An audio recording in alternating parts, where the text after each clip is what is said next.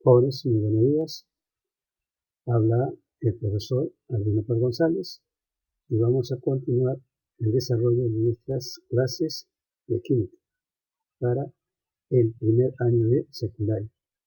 En esta oportunidad vamos a hablar específicamente de la clasificación del 2 de la materia. Nos referimos a las mezclas. ¿Cuál es el propósito de la clase?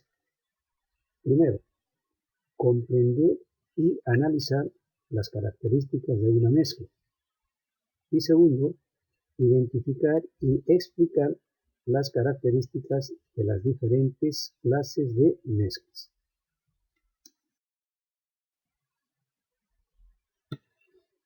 Bien, jóvenes, en la clase anterior ya habíamos señalado que la materia se puede presentar en forma de sustancias puras y en mezclas. Ya hemos hablado de las sustancias puras, los elementos químicos o sustancias simples y los compuestos químicos o compuestos químicos. En esta oportunidad vamos a hablar específicamente de las mezclas y dentro de ellas vamos a señalar a las mezclas homogéneas y las mezclas heterogéneas.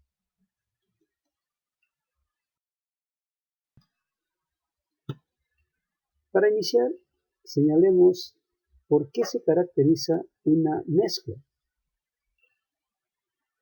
Una mezcla es la reunión de dos o más sustancias en cantidades variables, lo que significa que no es necesario medir exactamente cuánto vas a reunir. Sus componentes conservan sus propiedades, no forman nuevas sustancias, por lo tanto no tienen fórmula. Sus componentes se pueden separar por procesos mecánicos o físicos. Dentro de los procesos mecánicos tenemos, por ejemplo, la filtración, el tamizado, la decantación, la centrifugación, la levigación y el magnetismo. Existen otros, ¿no?, que será cuestión de mencionarlos posteriormente. En los procesos físicos tenemos la destilación, la evaporación, la cristalización y la fusión. Muy bien, esas son las características de una mezcla.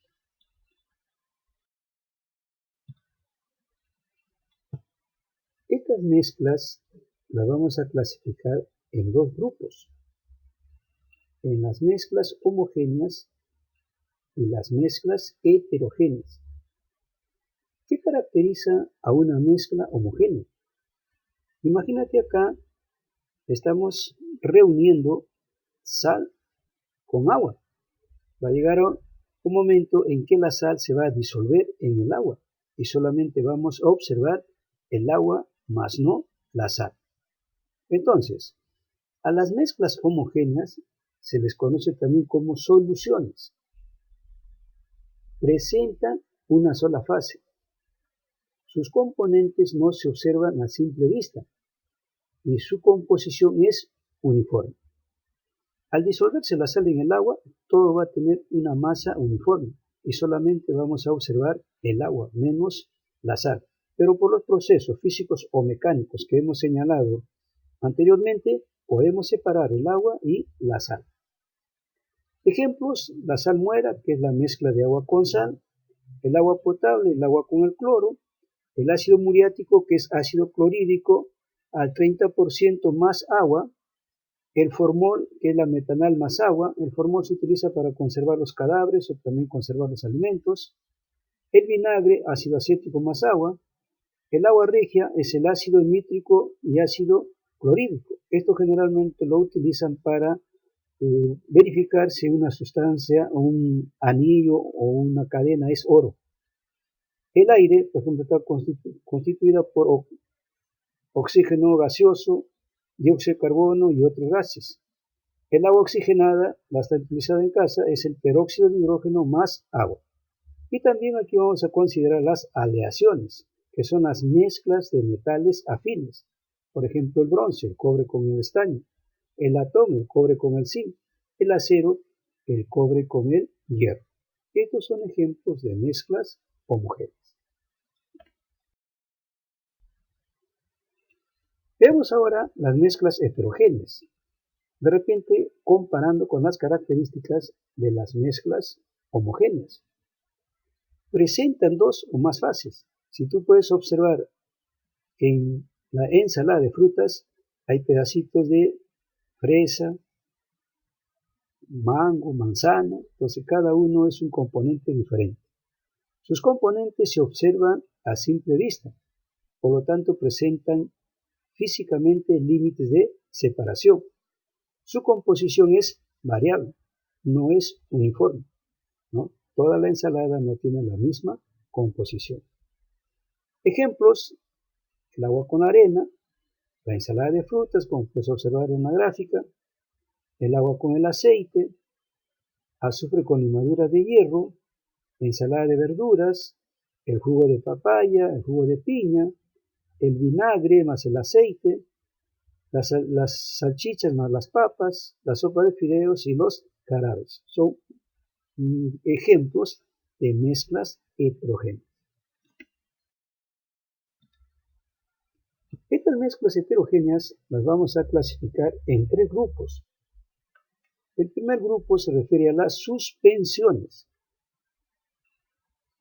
En este caso, la mezcla está constituida por una fase sólida y una fase líquida. ¿Y cuál es la característica esencial? De que en reposo la fase sólida se sedimenta, se va hacia el fondo del recipiente. Agua con arcilla, jugo de papaya, milanta, leche de magnesia, jarabes. Cuando tú has preparado un jugo de papaya, aparentemente al comienzo todo parece uniforme, pero si lo dejas un instante en reposo, te vas a dar cuenta que se espesa más la parte de abajo que la parte de arriba. ¿Por qué? Porque en reposo estamos diciendo que la fase sólida se sedimenta. Ten mucho cuidado en esa observación. Las emulsiones son mezclas constituidas por dos líquidos no miscibles. ¿Qué significan líquidos no miscibles? Que uno no puede disolverse en el otro. Siempre se van a separar. Por ejemplo, el agua con el aceite. Jamás el aceite se puede disolver en el agua. Agua con benceno, grasa en la leche, aceite con vinagre. Aquí tienes un grafiquito, ¿no? El agua con el aceite. Es imposible que se puedan juntar. Por eso se llaman emulsiones, líquidos no miscibles. El otro grupo de las mezclas heterogéneas es los coloides. Y los coloides es lo que mayormente utilizamos o frecuentemente utilizamos en nuestro hogar. Son mezclas constituidas por partículas muy pequeñas, ¿no?, dispersadas, llamadas micelas coloidales. La gelatina, la mayonesa, la pasta dental, la clara de huevo, la tinta, la pasta dental, ya dije, la silicona, la cola sintética, ¿no?, son ejemplos de coloides. Por favor, no confundir los coloides con el cuarto estado de la materia, que es el estado plasmático. Algunos confunden lo que es el plasma con el coloide. Los coloides son totalmente diferentes al estado plasmático. Bien, estas micelas coloidales que forman a los coloides tienen dos movimientos bien definidos o dos propiedades bien definidas: el movimiento browniano y el efecto de Tyndall. ¿En qué consiste el movimiento browniano? Las micelas coloidales son positivas y cuando son de la misma carga, cuando chocan, se repelan. Y al repelerse van a formar una trayectoria en forma de zigzag. Y a eso se le llama movimiento browniano. Al movimiento en zigzag de las micelas coloidales por presentar la misma carga eléctrica, en este caso por ser positivas. Se tocan y rebotan. El efecto de Tyndall es la iluminación que sufre un rayo de luz al atravesar un sistema coloidal por efecto de la difracción de la luz. Aquí yo tengo, por decir, agua común corriente y aquí tengo un sistema coloidal. Al hacer atravesar un rayo de luz, por el agua va a atravesar normalmente, pero en el sistema coloidal, como ven ahí, se va a formar, ¿no? Un rayo de luz, ¿no? Y eso se debe ¿a qué? Al fenómeno de la difracción de la luz. En consecuencia, hay que diferenciar bien qué es el movimiento browniano y qué es el efecto de Tyndall. Tenemos algo totalmente diferente a lo que es la mezcla, y nos referimos a la combinación. Y la combinación es una reacción química. Y en una reacción química intervienen dos o más sustancias en cantidades definidas. Se van a formar nuevas sustancias, ¿no? Nuevos compuestos diferentes a los iniciales. Y una reacción química la vamos a representar por medio de una ecuación, en la cual vamos a observar símbolos y fórmulas. Y en toda ecuación vamos a encontrar dos partes bien definidas: las sustancias que reaccionan y las sustancias que resultan, o el producto. Por ejemplo, acá está reaccionando el calcio con el agua y va a dar como origen el hidróxido de calcio más el hidrógeno, ¿no? Dos compuestos totalmente diferentes a los iniciales. A eso se le llama reacción química, representada por medio de una ecuación química. Bien, jóvenes, con esa teoría vamos a desarrollar algunos ejercicios sencillos. El primero dice: reunión de dos o más sustancias puras. Es una mezcla. Se pueden reunir sustancias simples o se pueden reunir sustancias compuestas. Indica una mezcla homogénea. Para que sea una mezcla homogénea tiene que tener una sola fase, una sola cosa. El acero es una sola cosa. El aire es una sola cosa. El vinagre es una sola cosa. Entonces todas serían mezclas homogéneas. La gelatina y la mayonesa son ejemplos de coloides. Aquí vamos a relacionar el jugo de papaya. ¿Con quién estaría relacionado? Con una suspensión. Dijimos que es una fase sólida con una fase líquida. La grasa en la leche es una emulsión y la pintura es un coloide. Al principio dijimos los métodos para separar los componentes de una mezcla, físicos y químicos. Acá nos están pidiendo físicos: destilación, cristalización, fusión.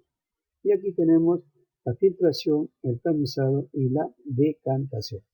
Y jóvenes, ese es un pequeño ejercicio que te va a servir para reafirmar la teoría que hemos señalado. Para terminar, jóvenes, no te olvides, tienes que hacer un resumen, ¿no?, de la clase en tu cuaderno. Tienes que desarrollar la práctica y enviarla al correo que estamos señalando en la diapositiva. Es todo por hoy, jóvenes. Cuídense mucho y nos estamos viendo en la próxima clase.